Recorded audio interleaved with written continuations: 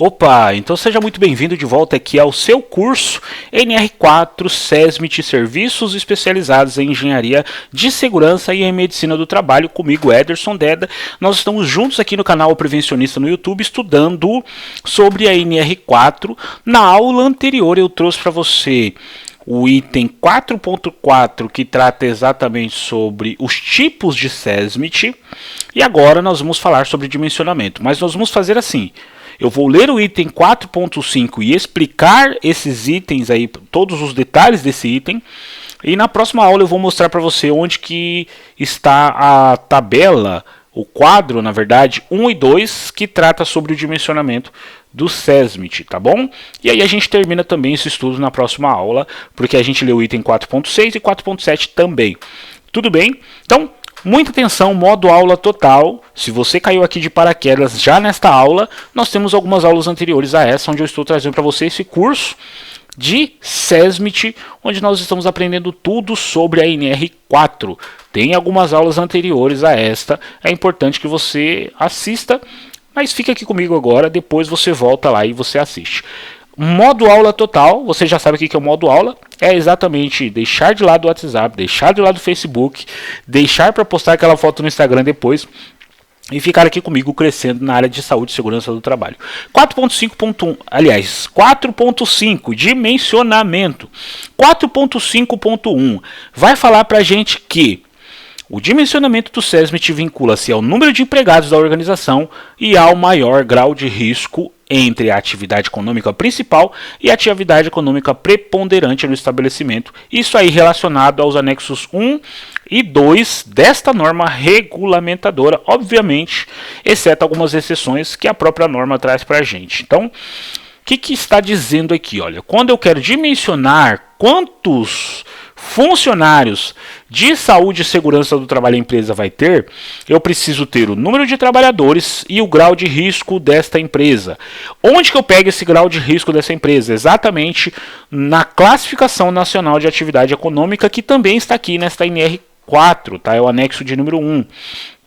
Então, de acordo com a atividade econômica, ou KNAI, que a gente chama de KNAI, eu vou ter ali qual é o grau de risco dessa empresa.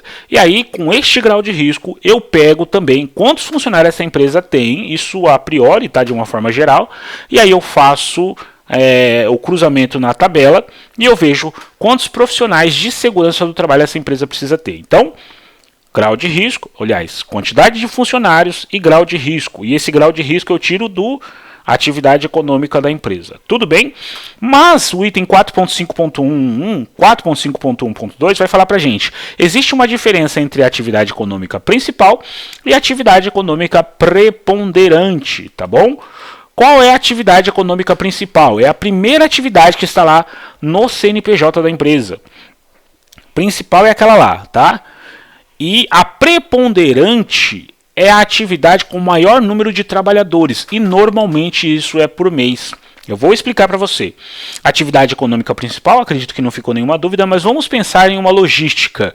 Tem 10 funcionários da operação e eu tenho ali 8 funcionários do administrativo. Entende que a atividade econômica preponderante é exatamente a atividade relacionada à operação. Por quê? Porque eu tenho mais funcionários na operação do que no administrativo, certo? E isso vai mudar normalmente por mês. Suponhamos que no fim do mês, 3 funcionários da operação foram mandados embora. E aí eu tenho 8 funcionários do administrativo e 7 da operação. Veja, mudou a atividade econômica preponderante. Por quê? Porque eu tenho mais pessoas, mais colaboradores agora no administrativo. Então eu tenho que levar em consideração, também para efeito de dimensionamento do SESMIT, a atividade econômica preponderante. A atividade econômica que tem maior número de funcionários normalmente muda por mês. Tá bom? Então é importante que você entenda isso para não ter problema. 4.5.1.2.1 está falando assim: atividades econômicas distintas com o mesmo número de trabalhadores deve ser considerado como preponderante aquela com maior grau de risco. Tenho 10 funcionários da operação, 10 funcionários do administrativo. Veja que o grau de risco maior é o que está na operação, certo? Por quê? Porque ali eles estão expostos a mais riscos. Lembra, a gente está falando de normas regulamentadoras. Então, riscos ocupacionais mesmo, eles estão expostos a maior risco. Neste caso, eu vou ter como atividade econômica preponderante, mesmo os números sendo iguais de trabalhadores, a atividade da operação. Tudo bem? 4.5.2 está falando assim, ó, quando a empresa tiver quando a empresa principal, né, contratar funcionários, existem funcionários terceirizados, eles também devem ser levados em consideração quando for dimensionar o SESMIT. É o que diz o item 4.5.2. Tudo bem? Então, só para efeito de conhecimento, e isso está relacionado aí a trabalho eventual. O que é um trabalho eventual? Trabalho por tempo indeterminado. Né? A gente chama normalmente de trabalho por tempo indeterminado. É exatamente o que diz o item 4.5.2.1. Agora, se essa empresa terceira, 4.5.2.2, ela já tem um SESMIT lá dentro, suponhamos que dentro dessa operação eu tenho 5 pessoas que são prestadores e 5 que são diretos da empresa. Esses que são prestadores, também foi contratado para eles um técnico de segurança. Tá? Então, a empresa principal, a contratante, ela não precisa levar em consideração para dimensionar o SESMIT essas 5 pessoas que já têm um técnico de segurança do trabalho lá. Tudo bem? O 4.5.3, o dimensionamento do SESMIT regionalizado ou estadual com estabelecimentos de grau de risco. Opa! Ei, que maravilha! O dimensionamento do SESMIT regionalizado ou estadual com estabelecimentos de grau de riscos diversos deve considerar os somatórios dos trabalhadores de todos os estabelecimentos atendidos. Então, é um SESMIT regional e estadual, todos os trabalhadores devem ser considerados. Ederson, o que é um SESMIT regional ou estadual? Eu falei para você na aula anterior, é importante que você volte a uma aula, pode assistir essa aqui primeiro, tá? Depois você volta, tá bom? 4.5.3.1 para estabelecimentos grau de riscos 1 e 2, microempresas e empresas de pequeno porte, deve ser considerado o somatório da metade do número de trabalhadores desses estabelecimentos. O que significa isso? Empresas grau de riscos 1 e 2, grau de risco 1 e 2, ME e EPP, elas normalmente têm um grau de risco menor. Então elas podem considerar para a somatória do SESMIT a metade dos trabalhadores dela. Então se a empresa tem 100 trabalhadores, ela pode considerar 50, desde que seja grau de risco 1 e 2, ME e EPP. Tudo bem? É importante que você entenda isso. Para fim 4.5.4, para fins de dimensionamento, os canteiros de obras e as frentes de trabalho com menos de 1.000 trabalhadores e situados na mesma unidade de federação. O que é a unidade de federação? É o Estado, você lembra, eu falei para você na aula anterior. Não são considerados como estabelecimentos, mas como integrantes da empresa de engenharia principal responsável, a quem cabe organizar o SESMIT. Então volte, eu já falei sobre o que é essa questão de unidade de federação, por isso que é importante. Veja, quando eu estou trazendo para você um curso aqui, dentro do meu canal do YouTube, eu sempre vou montar este curso aos poucos. Por isso que é importante você assistir desde o começo, tá? 4.5.4. Ponto 1.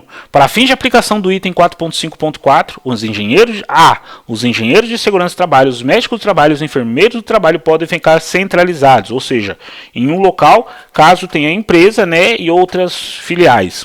B. O dimensionamento para os técnicos de segurança do trabalho, auxiliares técnicos de enfermagem, deve ser feito por canteiro de obra ou frente de trabalho, isso quando a gente está falando de obra. Então eu posso ter um SESMIT centralizado para a obra, um médico do trabalho, um engenheiro do trabalho e os enfermeiros centralizados, já os técnicos de segurança ao trabalho e os técnicos de enfermagem, eles devem estar aí nos canteiros, né? Eles devem estar distribuídos nos canteiros, ok? 4.5.4.2, a organização deve garantir que o SESMIT atenda, no exercício de suas competências, todos os canteiros de obras e frentes de trabalho, tá? Então não pode ter uma frente de trabalho, e aí a gente está falando de obra, né? Que não seja atendida pelo SESMIT, ok? Então é importante que pelo menos ali mesmo que não fique todo dia, né, um técnico de segurança, mas é importante que atenda todos os canteiros de obra da empresa. Quando se tratar de empreiteiras, considera-se o estabelecimento para fim de aplicação da SNR o local em que os seus empregados estiverem exercendo essas atividades. Então, lembrando que o SESMIT é por estabelecimento.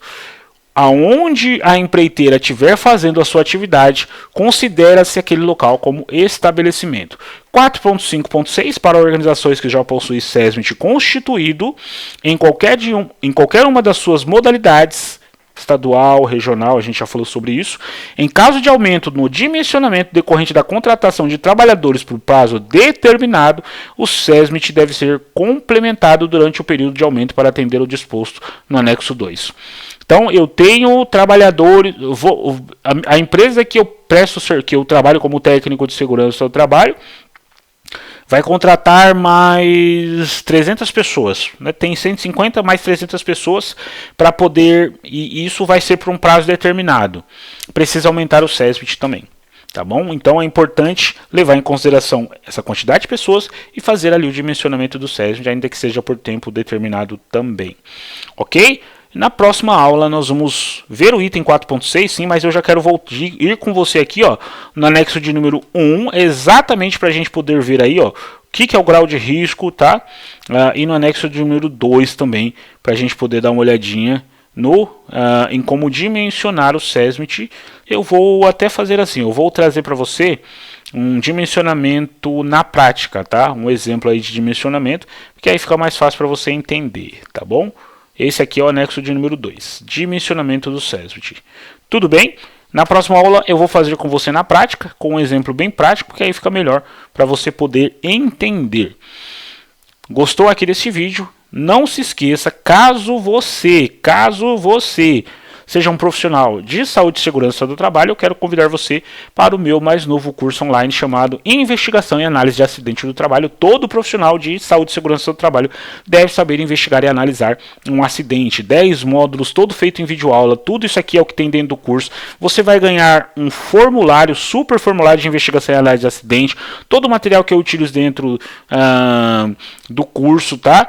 Você vai entender 3 metodologias de investigação e análise de acidente: árvore de causa, 5 porquê, método Ishikawa, 6Ms, certificado. Você pode pagar no Pix, você pode pagar no cartão, no boleto.